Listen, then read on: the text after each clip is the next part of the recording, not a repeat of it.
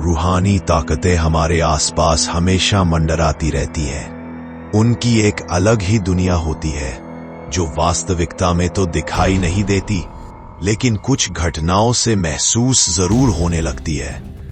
ऐसी ही एक हवेली के भूत की है। दरअसल एक पुरानी हवेली है जिसमें कई साल पहले राजा महाराजा रहा करते थे, लेकिन अब वह वीरान पड़ी है क्योंकि उन राजाओं के वारिस देश से बाहर जा चुके हैं।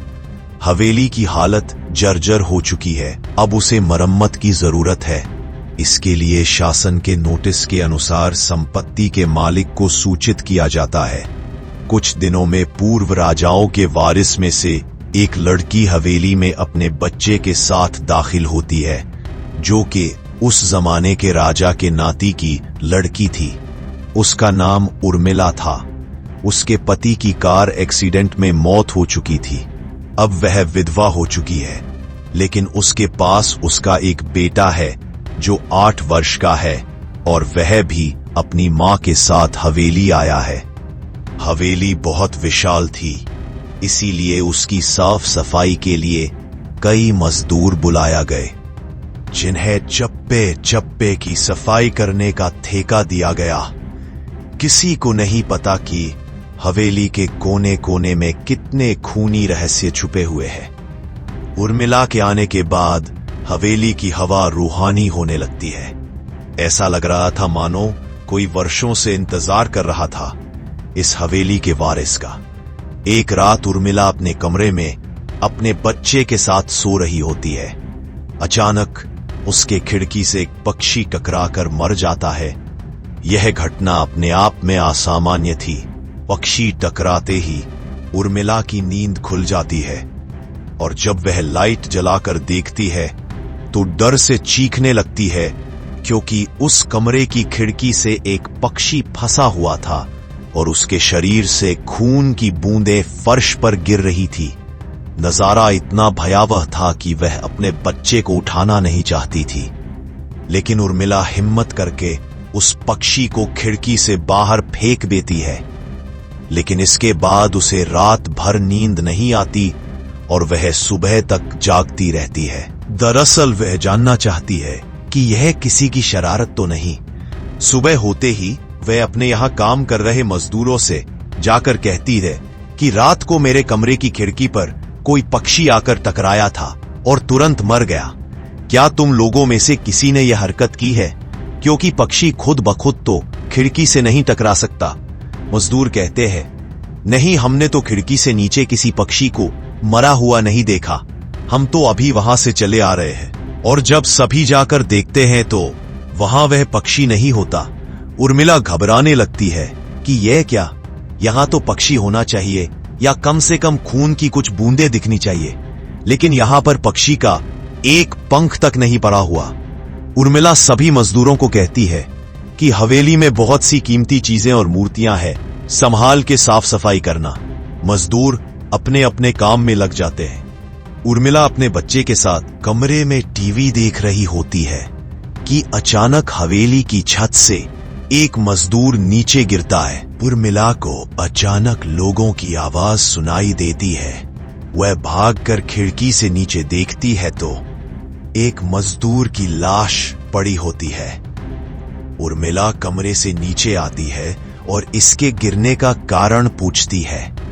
लोगों के जवाब अलग अलग होते हैं। कोई कह रहा होता है कि इसने खुद आत्महत्या की है और कोई कह रहा था कि यह गलती से गिर गया है। सभी के दावे अलग थे, लेकिन उर्मिला को कुछ अनकही बातें सुनाई दे रही थी। उर्मिला के कान में अचानक एक आहट के साथ आवाज आती है, अपने बच्चे को बचा सकती है तो बचा ले। उर्मिला यह वाक्य सुनते ही अपने कमरे की तरफ भागने लगती है, क्योंकि कमरे में उसका बच्चा अकेला टीवी देख रहा होता है। जैसे ही उर्मिला कमरे में पहुंचती है तो उसका बेटा खिड़की से कूदने वाला ही होता है कि उर्मिला उसका पैर पकड़ लेती है और वह खिड़की से लटक जाता है। उर्मिला पूरी ताकत से उसे ऊपर खींचती है, लेकिन बच्चा फिर भी कूदने की जिद कर रहा होता है। उर्मिला किसी कदर अपने बच्चे को काबू में करती है, और कमरे के बाहर आ जाती है और वह मजदूरों से पूछती है, बताओ क्या है इस हवेली में, क्योंकि ये बच्चा तो ऐसा नहीं कर सकता और अभी यह सब जो हो रहा है कुछ अलग ही चल रहा है। तभी एक बूढ़ा मजदूर उर्मिला से कहता है, बेटी ज्यादा जानना हो तो अपने पूर्वजों की कहानी पढ़ो, तभी तुम्हें इस हवेली का इतिहास पता चलेगा। इस हवेली की कहानी की किताब इसी गांव के सरपंच के घर में रखी होती है, जो कि बहुत साल पहले मर चुके थे, लेकिन अब भी उनके बेटों के पास वह किताब मौजूद थी। उर्मिला सरपंच के घर पहुंचती है और किताब ले लेती है। किताब पढ़ते ही उसे पता चलता है कि इस हवेली में एक नौकर नौकरानी भी थे, जिनके बीच में बहुत प्यार था और वह कई सालों से हवेली की सेवा कर रहे थे।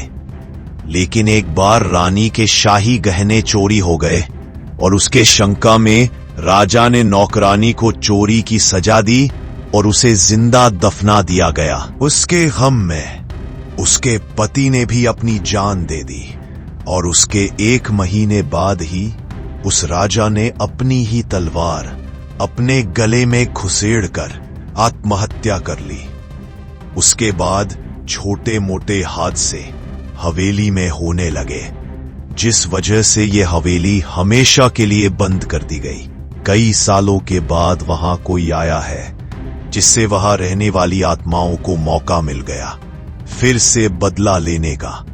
उर्मिला हवेली का रहस्य जानकर यहां से जाना चाहती है, क्योंकि उसे अपने बच्चे की चिंता है। इसलिए वह रात में ही कार लेकर एयरपोर्ट के लिए निकल जाती है। अचानक रास्ते में उसकी कार का एक्सीडेंट हो जाता है और कार पलटकर उल्टा हो जाती है, लेकिन दोनों को कोई नुकसान नहीं होता। उर्मिला अपने बच्चे को बाहर निकाल लेती है और सुनसान सड़क पर भागने लगती है।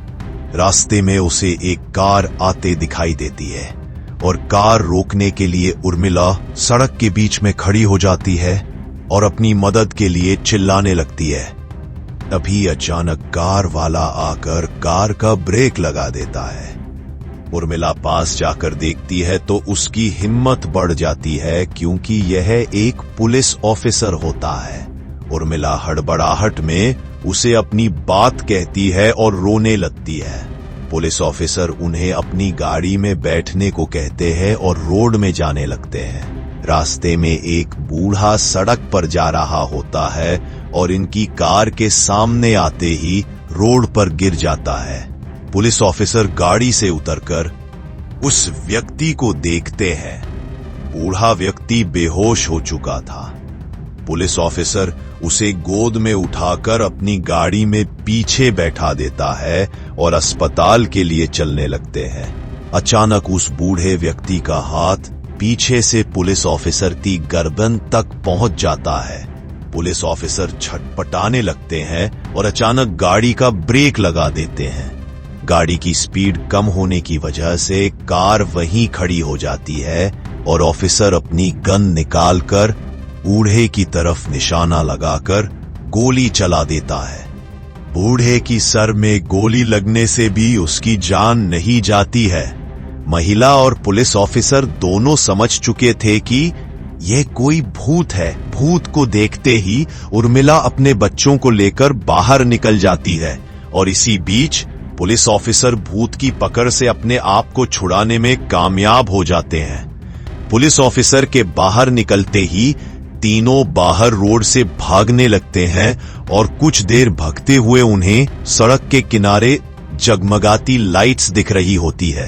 पुलिस ऑफिसर उर्मिला से कहते हैं कि मैडम, यह एयरपोर्ट है, जल्दी चलिए। उर्मिला अपने बच्चों को लेकर एयरपोर्ट के अंदर पहुंच जाती है।